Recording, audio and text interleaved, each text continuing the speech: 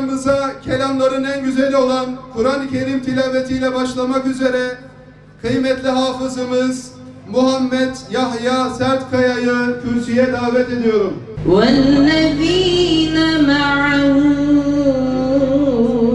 أَشِدَّاءُ عَلَى الْكُفَّارِ رُحَمَاءُ بَيْنَهُمْ تَرَاهُمْ رُكَّعًا سُجَّدًا. için El Aksa Platformu dönem sözcüğümüz Sayın İbrahim Bahşi Başkanımın kürsüyü teşriflerini arz ederim.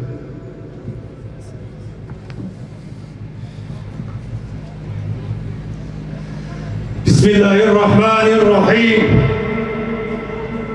Sizleri Gazze'nin kahramanlarının direnişiyle selamlıyorum. Katledilse de direnmekten vazgeçmeyen yiğitlerin kararlılığıyla selamlıyorum. Poşet içinde evladının cesedini taşısa da Allah'a tevekkül eden Gazze'li babanın dik duruşuyla selamlıyorum. Aç ve ilaçsız bırakılsa da Siyonizme boyun eğmeyen bir halkın onuruyla, haysiyetiyle selamlıyorum.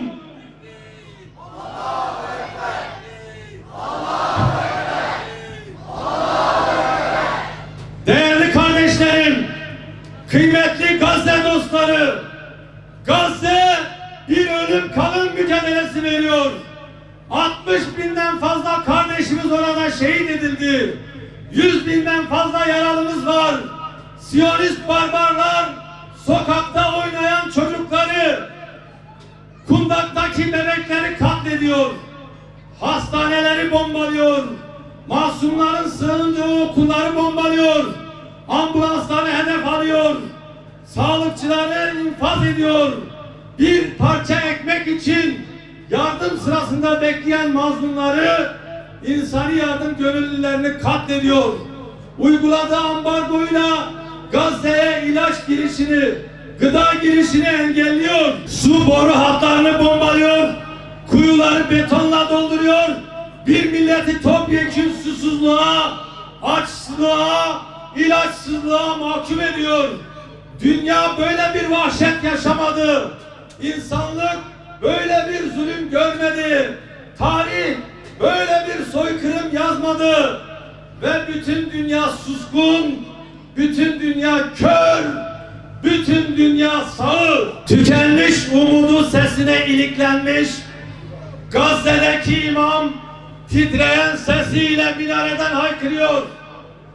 Diyor ki, tüm yollar kapandı, iletişim kesildi, yeryüzü ehlinden yardım ve umut kesildi. Ey Allah'ım, senden başka kimse kalmadı Allah'ım. Onlar silah güçlerine güveniyorlar, biz ise senin kuvvetine güveniyoruz. Ey İslam ümmeti! Ey İslam ümmeti! Müslüman kardeşlerimiz zafere ulaşmaları için sizden Rabbinize dua etmenizi istiyor. Beklediler. 7 Ekim'den beri sabırla beklediler. Bir vücudun azalarından biri hastalandığında o azaya yardıma giden, vücudun diğer azaları gibi hassas olması gereken Müslüman kardeşlerinin koşarak yardıma gelmesini beklediler. Bir binanın tuğlaları gibi birbirine kenetli olması gereken 2 milyar Müslümanın 3-5 çapulcuya haykırarak dur demesini beklediler. Bir tarağın dişleri gibi yan yana olması gereken Müslümanların kol kola girip ümmeti oluşturmasını beklediler. Beklediler.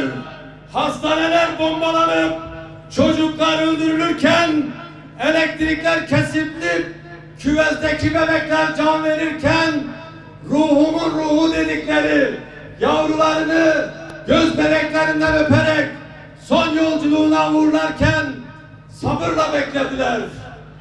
Beklediler. Beklediler. Bütün aile fertlerini kaybedip feryat ederken birbirlerini inna lillahi ve inna ileyhi raciun diyerek teselli eden bu kutlular hasbunallah ve nimel vekil sözüyle teselli bulurken bir umut deyip beklediler. Yerin uykulardan, kör gecelerden, bir sabah gelecek kardan aydınlık. Yerin uykulardan, kör gecelerden, bir sabah